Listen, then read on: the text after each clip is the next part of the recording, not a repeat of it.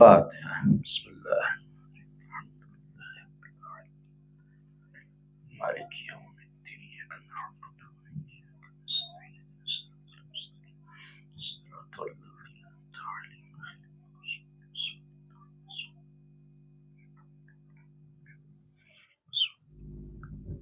لا حول ولا قوة الا باللہ العلی العظیم۔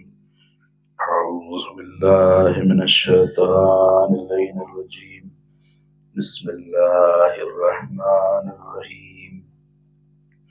الحمد للہ الذی ہدانا لہذا وما كنا لنهتدی لولا ان ہدانا اللہ لقد جاءت رسل ربنا بالحق الصلاة والسلام التحیۃ والإکرام على اشرف الانبیاء والمرسلین الذي كان نبيا وآدم بين الماء والدين الذي سمي في السماء بأحمد وفي الأرض بأبي القاسم محمد صلى على ثم الصلاة والسلام على أهل بيته الطيبين الطاهرين المعصومين المظلومين الغر الميامين ولعنة الدائمة الباقية الجارية القائمة الثابتة على أعدائهم أجمعين. أما بعد فقد قال الله سبحانه تبارك وتعالى في القرآن الكريم وهو أصدق القائلين وقوله الحق والصدق. أعوذ بالله من الشيطان الرجيم. بسم الله الرحمن الرحيم. ألم يجدك يتيما فآوى. صلوات محمد صلی علی محمد وآلہ محمد۔ حاضرین بزم زحمت امداران و پرسداران سید الشہداء، بطفیل 14 معصومین علیہ السلام اور خصوصاً بتعیید حضرت بطول بنت رسول معصوم عالم جناب فاطمہ الزہرا سلام اللہ علیہا، اللہم صلی علی محمد۔ شب جمعہ ہے، سب مل کر دعائے شب جمعہ کی تلاوت کرتے ہیں۔ بسم اللہ الرحمن الرحیم۔ الحمد للہ من اول الدنیا الى فنائها ومن الآخرة إلى بقائها والحمد لله على كل نعمة واستغفر الله من كل ذنب واتوب إليه يا أرحم الراحمين۔ اللهم صل على محمد۔ شب جمعہ، شب رحمت، شب مغفرت، شب قبولیت دعا۔ پروردگار تجھ واسطہ دیتا ہوں محمد والے محمد کا ہمارے تمام گناہان کبیرہ اور صغیرہ کو معاف فرما، ہمارے والدین کی گناہوں کو معاف فرما، ہمارے مرحومین دنیا سے رخصت ہو گئے ہیں ان کی گناہوں کو معاف فرما، ان کی قبروں پر اپنی رحمتوں برکتوں کا نزول فرما۔ پروردگار جو لوگ پریشان حال ہیں ان کی پریشانیوں، دکھ اور تکلیفوں کو دور فرما، جو مقروض ہیں ان کا قرضہ خزانہ غیب سے عطا فرما، بیمار ہیں انہیں شفا عاجل و کامل عطا فرما، جو بے روزگار ہیں انہیں برسر روزگار فرما، برسر روزگار ان کے رزق و روزی میں خیر و برکت عطا فرما۔ جن لوگوں نے التماس و دعا کہا اللہ ان کی تمام حاجتوں کو پورا فرما۔ پروردگار ہم سب کو زیارت کربلا نصیب فرما، آخرت میں 14 معصومین کی شفاعت نصیب فرما، ہم سب کو زندگی کی آخری سانس تک محبت اہل بیت پر اور صراط مستقیم پر ثابت قدم رہنے کی توفیق عطا فرما، پرچم اسلام کو سربلندی اور شرف عطا فرما، پرچم کفر نفاق کو سرنگوں فرما، دشمنان اسلام کو نیست و نابود فرما، ہمارے مولا آقا ہمارے سید و سردار امام زمانہ کے ظہور میں تعجیل فرما، ہم سب کو اپنے مولا آقا کی مخلص غلاموں و جانصاروں میں شمار فرما۔ ربنا تقبل منا انک انت السمیع العلیم۔ صلوات محمد وآل محمد۔ اللہم صلی علی محمد۔ آج 26 رجب المرجب کی تاریخ، شب شہادت ہے آج، اور کل کا دن روز شہادت ہے جناب ابو طالب علیہ السلام کا، کہ جو ناصر پیغمبر اسلام ہے، محسن اسلام ہے، پاسبان توحید اور ابو الائمہ یعنی 12 اماموں کے باپ ہیں حضرت ابو طالب علیہ السلام۔ پہلے ہم کو بتا دیں کہ یہاں پر کسی کراؤڈ کی ضرورت بھی نہیں ہے، ایسا مجمع ہو، یہ سننے والے اگر 4-5 آدمی بھی ہوں تو کافی، بڑا مجمع ہو لیکن سننے والے ہوں تو کس کام کے، مختصر لوگ ہوں سننے والے ہوں، اور ایک آدمی تک بھی پیغام پہنچ جائے اور میری بات پہنچ جائے اور وہ عمل کر لے تو میری مجلس کامیاب ہے، مجلس کامیاب ہو جائے گی۔ اس لیے پیغمبر اسلام نے مولا علی سے فرمایا ہے کہ یا علی، اگر تمہارے ذریعے ایک انسان کو بھی نصیحت مل جائے، ایک آدمی کی ہدایت ہو جائے تو دنیا اور ما فیہا، یعنی دنیا میں جو کچھ ہے اس سے بہتر ہے۔ تو ایک انسان کی بھی اگر ہدایت ہو جائے، ایک انسان تک بھی پیغام پہنچ جائے تو یہ ہمارے لیے کافی ہے۔ یہاں پر بہت زیادہ شور و غل کی ضرورت نہیں ہے، ایسا شور و غل ہو، ایسا مجمع ہو کہ جو سننے والا ہو تو یہی ہمارے لیے کافی ہے۔ اور آپ دیکھ لیجئے کہ آس پاس میں جتنے بھی، کہ وقت کی پابندی ضروری ہے اسلام میں۔ سب سے پہلی چیز مولا علی نے نہج البلاغہ میں وصیت کی ہے کہ تقوی کے بعد جو پہلی چیز آپ نے فرمائی وہ نظم امرکم، یعنی تقوی پرہیزگاری کے بعد، خوف خدا کے بعد پہلی چیز کی جو وصیت کی ہے وہ ڈسپلین ہے۔ اور پہلے بھی ہم نے کئی مرتبہ ڈسپلین کے لیے پڑھا ہے کہ ڈسپلین کا مطلب ہے کہ نظم و ضبط انسان کی زندگی میں، یعنی انسان ની જે زندگی છે તે વ્યવસ્થિત રીતે હોવી જોઈએ۔ જિંદગીમાં ક્યારે શું કામ કરવાનું છે તે પહેલાથી નક્કી હોવું જોઈએ કે તમે ક્યારે ઉઠો છો, ક્યારે દુકાને જાઓ છો, ક્યારે કામ કરો છો, ક્યારે સૂઓ છો, દરેક વસ્તુ ટાઈમસર હોવી જોઈએ। આ નહીં ગમે ત્યારે દુકાન ખોલી નાખો, ગમે ત્યારે બંધ કરી નાખો، આ نہیں چلے۔ ڈسپلین آ ہوئی ہے کہ انسان ہر ایک کام کو جو وقت ہے اس کے اوپر، ابھی سے مجلس کا وقت 7 بجے ہے تو 7 بجے ایگزیکٹ شروع ہو جانی چاہیے۔ اب یہاں پر آس پاس میں جتنی بھی جماعتیں ہیں، دارالسلام ہے، موانزہ ہے، ممباسا ہے، نیروبی ہے، اروشا ہے، مڈغاسکر ہے، سب جگہ پر 7 بجے، کہیں کہیں 6:45 بجے مجلس شروع ہو جاتی ہے۔ کیوں؟ کیونکہ ہم لوگ ایک ایسے دیش میں، ایک ایسی کنٹری میں ہیں کہ انڈیا پاکستان نہیں ہے، یہاں پر خطرہ رہتا ہے۔ رات کے وقت آدمی اکیلے نکلتا ہے تو اس کے اوپر اٹیک ہو جاتا ہے، کڈنیپ ہو جاتا ہے، جان کا خطرہ ہے، مال کا خطرہ ہے۔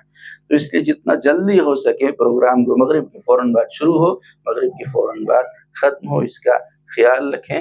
کیونکہ جب مجلس کا اعلان کر دیا تو کوئی آئے نہ آئے، جو پرسہ لینے کے لیے معصومین آئے ہیں، خاص کر کے شہزادی کونین جناب فاطمہ زہرا سلام اللہ علیہا، اللہم صلی علی محمد وآلہ، فرش اعضاء پر سب سے پہلے آتی ہیں۔ تو آپ نے اعلان تو کر دیا لیکن اس وقت پر فرش اعضاء کے اوپر حاضر ہونا بھی ضروری ہے، تاکہ ہم ایسا نہ ہو کہ معصومین آ جائیں اور آ کے انتظار کریں اور ہم لیٹ میں آئیں۔ خاص کر کے آج کی جو تاریخ ہے یہ بہت عظیم اور بڑی المناک اور غمناک تاریخ ہے، اس لیے کہ امام حسین علیہ السلام کو اگر آپ دیکھیں تو اللہ نے امام حسین کو شرف عطا کیا کہ 9 اماموں کے بعد، مولا علی کے لیے اللہ نے شرف عطا کیا کہ 11 اماموں کے بعد، لیکن جناب ابو طالب 12 اماموں کے بعد، 12 کے 12 امام کو اللہ نے ان کی نسل میں رکھا ہے اور ان کی اولاد ہے۔ لہذا آج کی تاریخ میں ہم تعزیت اور تسلیت عرض کریں گے ان کے فرزند ارجمند،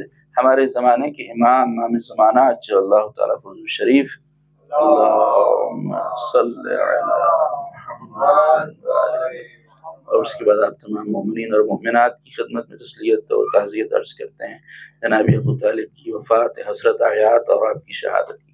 تو جناب ابو طالب کی ذات وہ ذات ہے کہ اللہ نے انہیں یہ مقام و مرتبہ عطا کیا ہے جناب ابو طالب کو کہ آپ پیغمبر اسلام کے مددگار ہیں۔ کیونکہ ہمارے نبی کی جب ولادت ہوئی تو آپ کی ولادت سے پہلے جناب عبداللہ کا انتقال ہو چکا تھا، آپ کے والد کا، تو یتیم تھے، تو سہارا دینے والا کوئی نہیں تھا، تو ہمارے نبی کو سہارا دینے والے جناب ابو طالب تھے۔ اسی طرح سے ابو الائمہ ہے، یعنی تمام ائمہ کے باپ جناب ابو طالب۔ ہر نبی جب اس دنیا میں آیا تو تبلیغ کے لیے لوگوں نے مخالفت کی۔ دنیا میں آپ نے دیکھا ہوگا کہ جب بھی کوئی اچھا کام کیا جاتا ہے تو لوگ اس کے خلاف ضرور رہتے ہیں، اس کے اگینسٹ ضرور رہتے ہیں، اس کا وروध ضرور ہوتا ہے ہر اچھے کام کا۔ اسی طرح جتنے بھی انبیاء آئے، جتنے بھی نبی آئے، جب انہوں نے تبلیغ شروع کی اور اچھے کام لوگوں کو بتائے، اچھی باتیں لوگوں کو بتائی تو سب نے وروध کیا، سب وروध کرنے کے لیے آگے بڑھے۔ تو اسی طرح سے جب ہمارے نبی آخری دین لے کر آئے ہیں، اسلام جو الہی دین ہے، جو آخری دین ہے، جب لے کر آئے ہیں اور تبلیغ شروع کی پیغمبر اسلام نے، تو لوگوں نے بہت وروध کیا، کیونکہ مکے میں سب کے سب کافر تھے، سب بت پرست تھے، سب بتوں کی پوجا کرنے والے تھے، ہر طرح کی برائیوں میں غرق تھے۔ لہٰذا جب پیغمبر اسلام نے تبلیغ شروع کی، سب آپ کے دشمن بن گئے، جان کے دشمن۔ اب اس وقت ضروری تھا کہ کوئی ہمارے نبی کا ساتھ دینے والا ہو، کوئی مدد کرنے والا ہو، کوئی آپ کا ڈیفنس کرنے والا ہو، اور کوئی آپ کی محافظت کرنے والا ہو، کوئی پشت پناہ ہو۔ اور اس وقت جب مدد کی ضرورت تھی تو اس وقت جناب ابو طالب نے ساتھ دیا۔ جناب ابو طالب کا نام عمران تھا، لیکن ان کا لقب ہے ابو طالب، ان کا جو کنیت ہے وہ کیونکہ بڑے بیٹے کا نام طالب تھا اس لیے کنیت ہو گئی ابو طالب۔ تو یہ جناب ابو طالب تھے، لیکن یہ تاریخ کی مظلوم ترین شخصیت جناب ابو طالب ہیں، اس لیے کہ تاریخ میں بڑے بڑے کتاب لکھنے والوں نے ان کے بارے میں ایسا لکھا ہے کہ یہ اسلام نہیں لائے تھے، کلمہ نہیں پڑھا اور مسلمان نہیں ہوئے۔ بڑی کتابوں میں تاریخ کے ایسا لکھا ہے۔ لہٰذا آج ہم کچھ نمونے آپ کے سامنے پیش کرنا چاہتے ہیں کہ جس سے واضح ہو سکے کہ جناب ابو طالب کی عظمت کیسی تھی اور آپ کی شخصیت کیسی تھی۔ جب جناب پیغمبر اسلام کی ولادت ہوئی ہے تو باپ تھے نہیں، تو آپ کی کفالت کی ذمہ داری دادا جناب عبد المطلب کے اوپر آئی، اور جناب عبد المطلب نے آپ کو پالا اور پوسا، اور جب 8 سال کے ہو گئے ہمارے نبی، اور جناب عبد المطلب کی عمر اس وقت 120 سال تھی، تو 120 سال کی عمر میں جب انتقال کا وقت آیا جناب عبد المطلب کے جو دادا تھے پیغمبر اسلام کے، تو جناب عبد المطلب نے اپنے سارے بیٹوں کو بلایا، 10 بیٹے تھے، سارے کے سارے بیٹوں کو بلا کر بٹھایا، اور اپنی گود میں اپنے پوتے محمد کو یعنی ہمارے نبی کو بٹھایا کہ جو 8 سال کی عمر تھی ہمارے نبی کی، اور اس کے بعد جناب عبد المطلب نے اپنے تمام بیٹوں سے کہا کہ میں عنقریب دنیا سے رخصت ہونے والا ہوں، اور اللہ کی ایک عظیم امانت تمہارے سپرد کرنے والا ہوں، اور میں جس کے سپرد کروں وہ اپنی جان، اپنی مال اور اپنی اولاد سے زیادہ اس کا خیال رکھے اور اس سے محبت کرے۔ اور اس کے بعد آپ نے اپنے گود میں بیٹھے ہوئے اپنے پوتے محمد سے کہا کہ بیٹا محمد، اب تم اپنے ان تمام چچاؤں میں سے کسی ایک کو اپنی پرورش کے لیے چن لو۔ تو جب جناب عبد المطلب نے کہا تو پیغمبر اسلام نے اپنے تمام چچاؤں کی طرف دیکھا اور دادا کی گود سے اٹھے اور اپنے چچا جناب ابو طالب کی گود میں جا کر بیٹھ گئے۔ تو اب یہاں پر ایک جملہ آپ کے حوالے کر دیں کہ پوری دنیا کے مسلمان جس کے روضے پر جا کر کہیں یا نبی سلام علیکہ، اسے محمد مصطفیٰ کہتے ہیں، اور محمد جس آغوش کو اپنی تربیت کے لیے چن لیں انہیں آغوش ابو طالب کہتے ہیں۔ برائے خوشنودی حضرت ابو طالب علیہ السلام بلندتر صلوات۔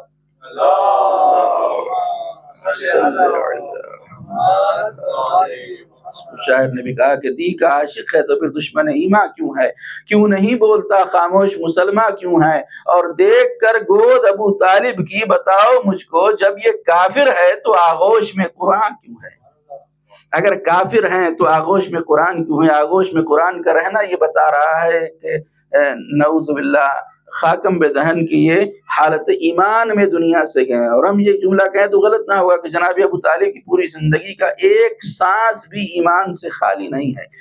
خدا پر ایمان اور توحید پر ایمان سے ایک سانس بھی جناب ابو طالب کی خالی نہیں ہے، پوری زندگی توحید اور خدا کے اوپر یہ ایمان رکھتے تھے۔ آپ سوچ رہے ہوں گے کہ کس طرح سے آپ یہ کہہ رہے ہیں، کیونکہ جب پیغمبر اسلام دین لائے ہی نہیں تھے تو کس دین کے اوپر تھے جناب ابو طالب اور جناب عبد المطلب جو پیغمبر اسلام کے فور فادرز تھے؟ اس وقت تو اسلام آیا نہیں تھا، تو کیا یہ کافر مشرک تھے؟ ایسا نہیں ہے، کافر و مشرک نہیں تھے، بلکہ پیغمبر اسلام کے جتنے فور فادرز ہیں وہ دین ابراہیمی کے اوپر تھے۔ اس وقت جناب ابراہیم کا دین چل رہا تھا جو الہی دین تھا، اسی کے اوپر تھے، اور اسی دین کے اوپر جناب عبد المطلب بھی تھے، جناب ابو طالب بھی اسی دین ابراہیمی کے اوپر تھے۔ تو یہ جناب ابو طالب ہیں کہ جنہوں نے پیغمبر اسلام کو پالا، پیغمبر اسلام کو پوسا، پیغمبر اسلام کو بڑا کیا۔ تو اب یہاں پر ایک سوال پیدا ہوتا ہے کہ جب یہ اتنے بڑے موحد تھے، اتنا بڑا کام انہوں نے کیا کہ آخر نبی کو پالا، تو آخر وجہ کیا ہے کہ لوگ دشمن کیوں بن گئے؟ پھر جناب ابو طالب کی شان میں گستاخیاں کیوں کی گئیں؟ تو اس کی وجہ صرف ایک ہے، اس کا کارن صرف ایک ہے، اور وجہ یہی ہے کہ اسی لیے تو زمانے نے ان کو چھوڑا ہے، اسی لیے تو زمانے نے ان کو چھوڑا ہے، انہی کے لال نے سارے بتوں کو توڑا ہے۔ محمد والے محمد صلوات۔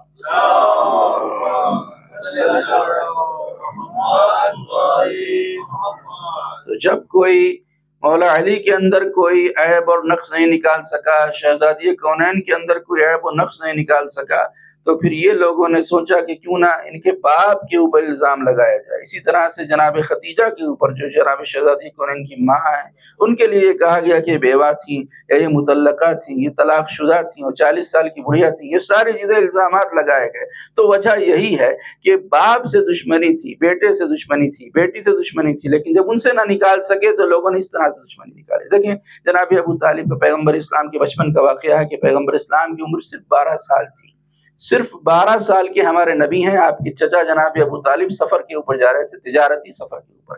جس طرح آج کے زمانے میں پورے مڈل ایسٹ کے لیے اگر آپ دیکھیں تو سینٹر دبئی ہے، لوگ مال خریدنے کے لیے دبئی جاتے ہیں، دبئی میں ہر چیز لوگوں کو مل جاتی ہے۔ اسی طرح سے اس زمانے میں جو تجارت کا مرکز تھا سارے اطراف کے ممالک کے لیے، وہ سیریا تھا، وہ شام تھا، اور جناب ابو طالب شام میں تجارت کے لیے جاتے تھے اور اپنے مال کو وہاں جا کر بیچا کرتے تھے۔ تو ایک مرتبہ پیغمبر اسلام جناب ابو طالب نکلنا چاہتے ہیں سفر پر، پیغمبر اسلام کی عمر صرف 12 سال ہے۔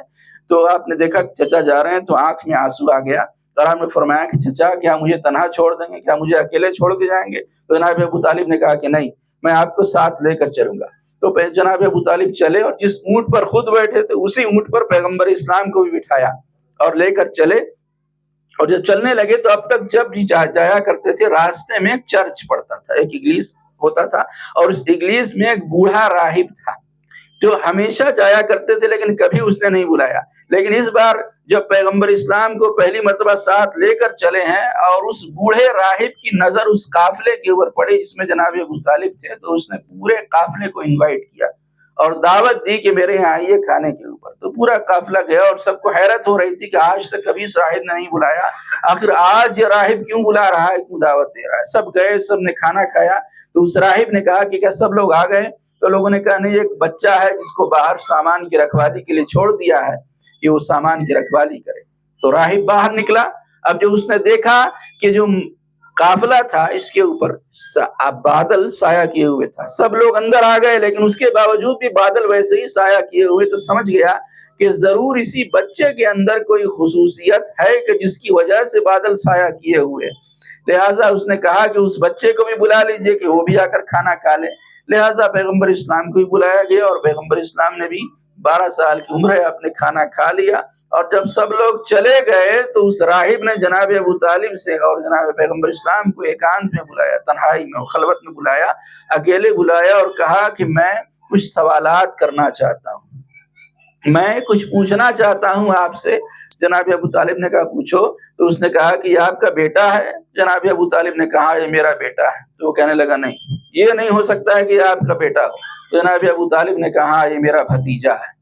تو اس نے کہا ہاں یہ آپ کے بھتیجے ضرور ہو سکتے ہیں۔ اور پھر پیغمبر اسلام کی طرف مخاطب ہوا راہب، اور راہب مخاطب ہو کر کہتا ہے کہ میں آپ سے کچھ سوالات کرنا چاہتا ہوں اور میں چاہتا ہوں کہ آپ مجھے صحیح صحیح اس کا جواب دیں۔ آپ کو لات و عزا کی قسم ہے، بس جیسے ہی لات و عزا کی قسم دیا، جو مکے میں لوگوں کے 2 بڑے بت تھے، لات اور عزا، تو پیغمبر اسلام نے کہا کہ لات و عزا کی مجھے قسم نہ دو کیونکہ میں ان سے سب سے زیادہ دشمنی رکھتا ہوں۔ تو راہب نے کہا کہ آپ کو آپ کے خدا کا واسطہ میں آپ سے کچھ سوال کرنا چاہتا ہوں، آپ ان کا جواب دیتے ہیں، کیونکہ کچھ باتوں کو آخری نبی کے بارے میں راہب نے توریت اور انجیل میں پڑھا تھا، لہذا اس نے جو نشانیاں آخری نبی کی پڑھی تھی وہ سب اس بارے میں اس نے سوالات کیے، اور پیغمبر اسلام نے سارے سوالات کے اس کے جواب دیے۔ جب سارے سوال کے جواب دے دیے تو راہب نے کہا کہ میں آپ کے دونوں شانوں کے بیچ میں دیکھنا چاہتا ہوں۔ تو پیغمبر اسلام نے اپنی پیٹھ سے کپڑا اٹھایا اور دکھایا، تو اس نے مہر نبوت کی زیارت کی، اور مہر نبوت کی زیارت کرنے کے بعد جناب ابو طالب کی طرف مخاطب ہوا اور کہا کہ میں دیکھ رہا ہوں کہ اس بچے کا مستقبل تابناک ہے، یہ کوئی عام بچہ نہیں ہے، یہ اللہ کا آخری نبی ہے، یہ اللہ کا آخری رسول ہے۔ آپ یہاں سے اسے واپس لے جائیے، کہیں ایسا نہ ہو کہ جو کچھ میں اس کے بارے میں جان گیا ہوں اگر یہودی جان لیں گے تو اسے قتل کر دیں گے، یہودی جان کے دشمن ہو جائیں گے، لہٰذا اس کو فوراً واپس لے جائیے۔ اور وہیں سے جناب ابو طالب واپس مکے کی طرف چلے گئے، شام کی طرف نہیں گئے، اتنی محبت کرتے تھے۔ تو اس واقعے میں آپ نے دیکھا کہ راہب ہے، غیر مسلم ہے، لیکن وہ 12 سال کی عمر میں کہہ رہا ہے کہ یہ کوئی عام بچہ نہیں ہے، یہ اللہ کا نبی ہے۔ لیکن افسوس ہے کہ مسلمان آج تک نہیں سمجھ سکے کہ یہ کوئی عام انسان نہیں، اللہ کے نبی اور رسول ہیں۔ صلوات پڑھی مل کر اللهم صل على محمد وآل محمد۔ اسی طرح سے جب پیغمبر اسلام نے تبلیغ کا آغاز کیا اور آپ نے لوگوں کو اسلام کی طرف دعوت دی اور اعلان نبوت کیا تو سب کے سارے مکہ والے کفار و مشرکین دشمن بن گئے۔ جب سب دشمن بن گئے تو ایک لوگوں نے اجتماع کیا اور سب جمع ہو کر جناب ابو طالب کے پاس آئے اور آ کر کہا کہ آپ ہمارے بزرگ ہیں، سردار مکہ ہیں، اس لیے ہم چاہتے ہیں کہ اپنے بھتیجے کو کہہ دیجئے کہ وہ اسلام کی جو تبلیغ کر رہے ہیں اس سے پیچھے ہٹ جائیں، رک جائیں، ورنہ پھر مشکلات کا سامنا کرنا پڑے گا۔ جناب ابو طالب نے کہا ٹھیک ہے، وہ لوگ چلے گئے جناب ابو طالب۔ اس کے بعد پیغمبر اسلام سے انہوں نے کہا، اور پھر کچھ دنوں تک تبلیغ جب کرتے رہے تو اور باتیں لوگوں میں پھیلتی رہیں کہ ابو طالب کا بھتیجا ایک نیا دین لایا ہے، اور دن بدن لوگ اس کے گرویدہ ہوتے جا رہے ہیں، لوگ کلمہ پڑھ رہے ہیں، لوگ مسلمان ہو رہے ہیں۔ جب لوگوں میں اور بات پھیلی تو دوبارہ لوگ آئے جناب ابو طالب کے پاس اور آ کر کہا کہ اپنے بھتیجے سے کہہ دیجئے کہ وہ اسلام کی جو تبلیغ کر رہے ہیں اس سے رک جائیں، ورنہ ہم ان سے جنگ کرنے کے لیے آ جائیں گے، ہم ان کے ساتھ جنگ کریں گے۔ تو جناب ابو طالب نے کہا ٹھیک ہے۔ جب لوگ چلے گئے تو پیغمبر اسلام جب آئے تو جناب ابو طالب نے کہا کہ ایسے ایسے کفار و مشرکین آئے تھے اور وہ کہہ رہے تھے کہ اسلام کی تبلیغ چھوڑ دو ورنہ ہم جنگ کریں گے۔ تو پیغمبر اسلام نے اس وقت تاریخی جملہ کہا جو آج بھی تاریخ کی پیشانی پر جھومر کی طرح لٹک رہا ہے۔ آپ نے فرمایا کہ چچا اگر وہ آئیں تو ان سے کہہ دیجئے گا کہ اگر میرے ایک ہاتھ میں سورج رکھ دیں اور دوسرے ہاتھ میں چاند رکھ دیں اور مجھ سے کہیں کہ اسلام کی تبلیغ چھوڑ دو تو یہ ممکن نہیں ہے۔ میں اسلام کی تبلیغ سے دستبردار نہیں ہوں گا، میں پیچھے نہیں ہٹوں گا، اگرچہ مجھے سورج اور چاند ہی کیوں نہ دے دیں۔ تو جناب ابو طالب نے کہا کہ بیٹا اگر ایسی بات ہے تو خدا کی قسم میں زندگی کی آخری سانس تک تمہاری مدد کروں گا، تمہاری ہدایت، تمہاری نصرت کروں گا کہ جو کچھ پیغام اللہ کی طرف سے تمہیں دیا گیا ہے وہ لوگوں تک پہنچا دو، میں اس میں تمہاری مدد کروں گا۔ اور وہی ہوا جو وعدہ جناب ابو طالب نے کیا تھا ویسا ہی ہوا، اور پوری زندگی جناب ابو طالب مدد کرتے رہے۔ اس طرح سے جناب ابو طالب اپنے بھتیجے کو اور پیغمبر اسلام کو چاہتے تھے کہ جب شیب ابو طالب میں 3 سال تک سوشل بائیکاٹ کر دیا گیا تھا اس وقت جناب ابو طالب بستر بدل دیتے تھے پیغمبر اسلام کا۔ پیغمبر اسلام جہاں سوتے تھے وہاں پر اپنے بیٹے علی کو، کبھی طالب کو، کبھی عقیل کو سلا دیا کرتے تاکہ اگر دشمن حملہ کرے تو میرے بیٹے مر جائیں لیکن اللہ کے رسول کی جان بچ جائے۔ جب گھر میں دسترخوان لگتا ہے تو کھانے کے لیے پہلے اپنے بیٹوں کو نہیں کھلاتے ہیں بلکہ پہلا لقمہ اپنے بھتیجے کے منہ میں جناب ابو طالب ڈالتے ہیں۔ اس طرح سے جناب ابو طالب نے پیغمبر اسلام کی نگہداشت کی ہے، اور یہی یہ جو آج جو کفر کے اور شرک کے اور جناب ابو طالب کے اوپر جو کوئی الزامات لگائے گئے ہیں یہ صرف آج ہی نہیں اس زمانے میں بھی تھا۔ اس لیے روایت میں ملتا ہے کہ ایک مرتبہ ایک شامی، شام کا رہنے والا، آپ جانتے ہیں کہ شام کے لوگ کیسے پروپیگنڈے میں آئے ہوئے ہیں اور کس طرح سے ان کی جو سوچ ہے اور جو ان کی وچار دھارا ہے بالکل بدلی ہوئی ہے شام کی اہل بیت کے متعلق شامیوں کی، کیونکہ ان کو ایسا پروپیگنڈا کیا گیا ہے۔ تو شام سے آیا تھا تو مولا علی کو دیکھا تو کہنے لگا کہ میں نے سنا ہے کہ آپ کے باپ نے کلمہ نہیں پڑھا اور وہ اسلام نہیں لائے اور وہ حالت کفر و شرک میں دنیا سے گئے۔ تو ایک مرتبہ جب مولا علی نے سنا تو آپ کا چہرہ غصے سرخ ہو گیا اور آپ نے فرمایا خاموش خاموش، خدا تیرا برا کرے، محمد کو نبی بنانے والے کی قسم اگر میرا باپ ابو طالب پوری دنیا کے لوگوں کی شفاعت کریں تو اللہ ان کی شفاعت کو قبول کرے گا۔ کیا یہ ممکن ہے؟ محمد صلوات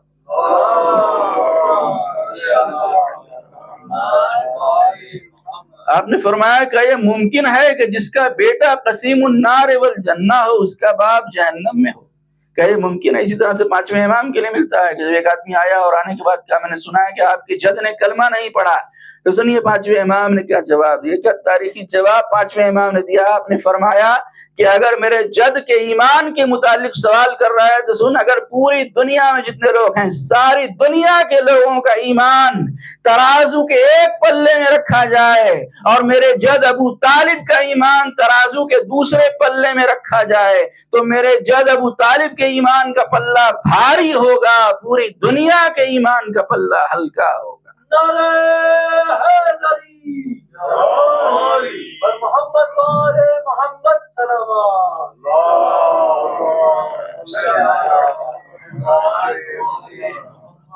اب اس سے بڑھ کر ایمان جناب ابو طالب کیا ہوگا کہ آپ دیکھیے جب کسی کا نکاح ہوتا ہے تو ہر مذہب والا چاہتا ہے کہ اپنے مذہب کے بڑے دھرم گرو سے نکاح پڑھوائے، ہے یا نہیں؟ ہر ایک انسان چاہتا ہے کسی اچھی عالم سے نکاح پڑھوائے۔ ہر ہندو ہے تو اپنے مذہب کے پنڈت کو بلائے گا، کرسچن ہے تو پوپ کو بلائے گا، مسلمان ہے تو کسی مولانا کسی عالم کو بلائیں گے۔ اب دیکھیے نکاح کا موقع ہے کس کا؟ ہمارے آخری نبی کا، وہ جو پوری کائنات میں سب سے افضل ہیں، سب سے بہتر ہیں، سب سے برتر ہیں۔ تو جب پیغمبر کی نکاح کا موقع آیا تو اللہ نے ایک نظر پوری کائنات پر ڈالی، اور اللہ کی نگاہ انتخاب جس پر رکی اس کا نام ہے نامی، اور اس میں گرامی ابو طالب۔ اور محمد والے محمد صلوات۔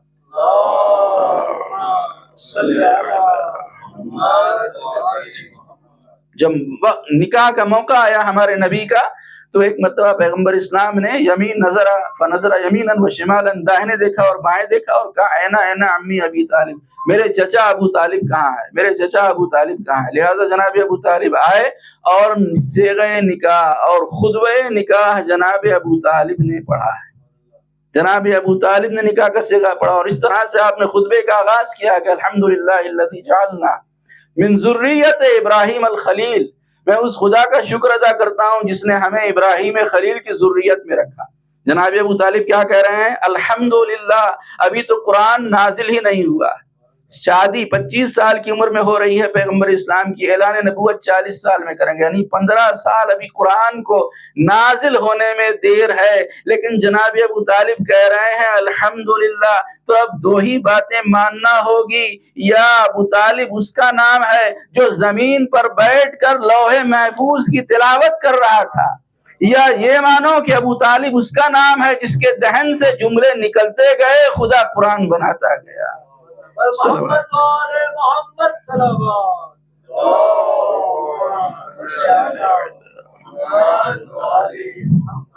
تو اسلام کا قاضی ہے عمران اور باپ ہے کل ایما کا، ہے ایسا فاضل احمد کی شادی کا خطبہ جس نے پڑھا، اور عمران نہیں ہے گر مسلم تو پاک نبی کا عقد بچا۔ عمران نہیں ہے گر مسلم تو پاک نبی کا عقد بچا، مشکوک عقد مشکوک نبی، مشکوک نبی مشکوک خدا۔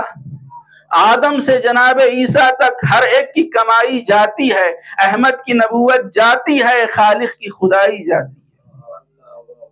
تو اگر ان کا نکاح صحیح نہ ہو تو خدائی کے اوپر بھی حرف آ جائے گا، لہٰذا ممکن ہی نہیں ہے۔ جو الزامات لگائے گئے ہیں وہ دشمنی میں ہے، وہ بغض میں ہے، وہ حسد میں ہے۔ اور اس سے بڑھ کر جناب ابو طالب کی عظمت کیا ہوگی کہ ہمارے نبی کا وطن مکہ تھا، لیکن جب تک جناب ابو طالب و خدیجہ زندہ تھے اس وقت تک آپ کو ہجرت کا حکم نہیں آیا، لیکن ادھر جناب ابو طالب کی وفات ہوئی، ادھر حکم خدا سے جبریل آئے اور کہا نبی اب حکم خدا ہے کہ اب ہجرت کیجیے، اب مکے سے مدینہ کی طرف جائیے، اس لیے کہ جو آپ کا مددگار تھا، جو آپ کو نصرت کرنے والا تھا، جو پشت پناہ تھا، اب وہ چچا نہیں ہے۔ لہٰذا پیغمبر اسلام نے ہجرت کی مکے سے مدینہ کی طرف اس وقت جب آپ کے چچا دنیا سے رخصت ہو گئے۔ اور دیکھیں پیغمبر اسلام کو کتنا بڑا غم ہوا تھا چچا کے انتقال کا، کہ ایک دن نہیں، 2 دن نہیں، 2 مہینہ نہیں، بلکہ پورے سال آپ نے غم منایا۔ پورے سال ہمارے نبی نے وہ پورا سال غم منایا، اور اس پورے سال کا جب جناب ابو طالب کی وفات ہوئی سے نام دیا عام الحزن، یعنی یہ غم کا سال ہے، یہ غم کا سال ہے۔ اور اس طرح جب جناب ابو طالب کی وفات ہوئی اور آپ کا انتقال ہوا ہے، ایک مرتبہ مولا علی روتے ہوئے پیغمبر اسلام کی خدمت میں آئے، اور آنے کے بعد کہا یا رسول اللہ میرے بابا کا انتقال ہو گیا۔ بس جیسے ہی پیغمبر اسلام نے سنا کہ چچا کا انتقال ہو گیا، پیغمبر اسلام کی آنکھ میں آنسو آ گئے، اور آپ نے جملہ فرمایا کہ یا علی میں غسل دوں گا، میں کفن دوں گا، اور نماز جنازہ بھی میں پڑھاؤں گا۔ خود پیغمبر اسلام نے غسل دیا، خود پیغمبر اسلام نے کفن دیا، اور نماز جنازہ کا حکم اس سے پہلے تھا ہی نہیں تاریخ میں۔ اگر آپ دیکھیے تو یہ جب جناب ابو طالب کا انتقال ہوا اور وفات آئی تو حکم آیا کہ نبی نماز جنازہ پڑھائیے۔ اب پیغمبر اسلام نے ان کے توحید کی گواہی دی، ان کی نبوت کی گواہی خود آخری نبی نے دی ہے۔ پیغمبر اسلام نے نماز جنازہ پڑھائی۔ پیغمبر اسلام یہ جناب ابو طالب کا جنازہ ہے جو ایک طرف سے اللہ کا نبی نبی اٹھائے ہے، ایک طرف سے اللہ کا ولی اٹھائے ہے، اور اس طرح سے پیغمبر اسلام اور مولا کائنات جناب ابو طالب کا جنازہ لے کر چلے ہیں۔ جناب ابو طالب کی قربانیوں کو اگر آپ دیکھنا چاہتے ہیں تو کربلا کے میدان میں دیکھیے، یہ کربلا میں جتنے بھی شہید ہیں یہ کوئی اور نہیں ہے، یہ خون ابو طالب کا صدقہ ہے۔ یہ سب کے سب بنی ہاشم بنی ابی طالب ہیں، یہ سب کے سب اولاد ابو طالب ہیں۔ اگر سید الشہداء کے گلے پر شمد کا کند خنجر چل رہا ہے تو یہ حسین کوئی اور نہیں ہے، یہ ابو طالب کے ہی تو پوتے ہیں۔ اگر علی اکبر کے سینے پر برچی لگ رہی ہے تو علی اکبر کوئی اور نہیں ہے، یہ ابو طالب کے لال ہیں، ابو طالب کا خون ہے۔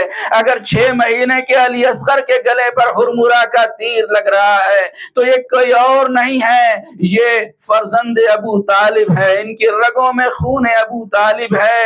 اسی طرح سے اگر مدینے میں دیکھیں شہزادی کونین کے اوپر دروازہ گرایا گیا، محسن کی شہادت ہوئی تو سیدہ کون ہے؟ ابو طالب کی بہو ہیں، اسلام کی پہلی شہیدہ، راہ ولایت کی پہلی مدافعہ بن کر یہ ابو طالب کی بہو ہیں کہ جو اسلام کے لیے، جو دین کے لیے، جو ولایت امیر المومنین کے لیے اپنی جان دے رہی اور آواز دے رہی ہیں۔ سبت علیہ مصائب لو انہا سبت علی الایام سرنا لیالیا، جس طرح سے مدینے میں آگ لگائی گئی دروازے پر، یہی وہ آگ ہے کہ جو کربلا میں خیموں میں لگائی گئی، یہاں آگ لگائی گئی اور وہاں پانی سے محروم رکھا گیا۔ ہاں 4 برس کی سکینہ ہے کہ جب خیموں میں آگ لگی، ایک مرتبہ سکینہ کے کرتے میں آگ لگ گئی اور مقتل کی طرف بڑھی۔ جیسے ہی راوی کہتا ہے کہ میں نے دیکھا کہ ایک بچی مقتل کی طرف بڑھی جس کے کرتے میں آگ لگی ہوئی تھی، تو میں آگے گیا اور میں نے کہا لاؤ میں بجھا دوں۔ جب میں نے کرتے کی آگ بجھائی تو ایک مرتبہ بچی نے کہا شیخ جہاں تو نے میرے کرتے کی آگ بجھا دی وہیں مجھے بتا دے کہ میرے آقا میرے دادا علی مرتضیٰ کا مزار کہاں ہے؟ کہتا ہے بی بی جا کر نجف جا کر کیا کرو گی؟ ایک مرتبہ سکینہ نے کہا نجف میں کائنات کی مشکل کشا میرے دادا کا مزار ہے، میں جاؤں گی اور جا کر ان مصائب کی فریاد کروں گی کہ دادا آئیے اور آ کر دیکھیے کس طریقے سے کربلا میں ہمارے خیموں کو جلا دیا گیا۔ انا للہ و انا الیہ راجعون بذنب قضائہ و تسلیم الامر وسيعلم الذين ظلموا إياهم ينقلبون یا حسین یا حسین